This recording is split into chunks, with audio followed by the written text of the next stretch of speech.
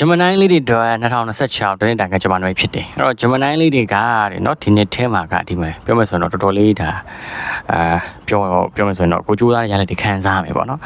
သူပူပေါင်းဆောင်တဲ့ကိစ္စလေးတွေဆင်ပြေမယ်အခြေချရမှာပို့ပြီးတော့ကောင်းလာမယ်အဲ့တော့အခြေချရမှာကတခုတတိထားပါလဲဆိုတော့သူကဘာသာရေးနဲ့ဟို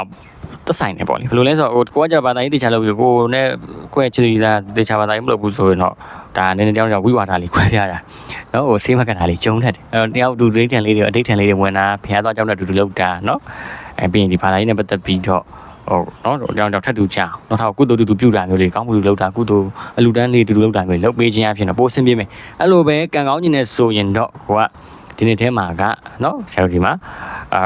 ကိုတော့လိုအပ်တဲ့အရာတွေလေးလာမယ်ဖြည့်ဆည်းရမယ်ဆရာနော်ဘာသာရေးနဲ့ပတ်သက်လေးလာတာမျိုးတွေကိုရဲ့ဒီလုပ်ငန်းကိုင်ငန်းနဲ့ပတ်သက်ပြီးလေးလာတာတွေပညာရေးနဲ့ပတ်သက်ပြီးတော့ကိုလိုအပ်တဲ့ပညာရေးသင်ယူတာလေးလာတာဒီနေ့ထဲမှာလောက်ပါလို့ဆိုပို့ပြီးတော့ကံကောင်းလာမယ်ဆင်ပြေးလာမယ်နော်အဲ့တော့ဒီနေ့ထဲကသင်ယူလေးလာမှုပဲအဲ့တော့ကိုကချင်းမှဆင်ပြေချင်းသေးတယ်ဆိုတော့ချင်းနဲ့ပတ်သက်ပြီးကိုဘာလို့ရမလဲဆိုတော့လေးလာပါသင်ယူပါမှတ်သားပါဒါဆိုဆင်ပြေမယ်အဲ့လိုပဲစီဝါနဲ့ပတ်သက်ပြီးဆင်ပြေခြင်းနဲ့ငွေချင်းနဲ့ပတ်သက်ပြီးဆင်ပြေခြင်းနဲ့ဆိုရင်ငွေချင်းနဲ့ပတ်သက်တဲ့စီဝါနဲ့ပတ်သက်တဲ့ပညာတွေလေးလာပါစီးပူပါအသုံးချပါနော်ဒါလို့ဆိုဒီနေ့ကဆင်ပြေပါလိမ့်မယ်အဲ့တော့ comment မှာငါဒီနေ့တာလုံးတေးချနော်ဒီတစ်နှစ်တာလုံးငါတေးချ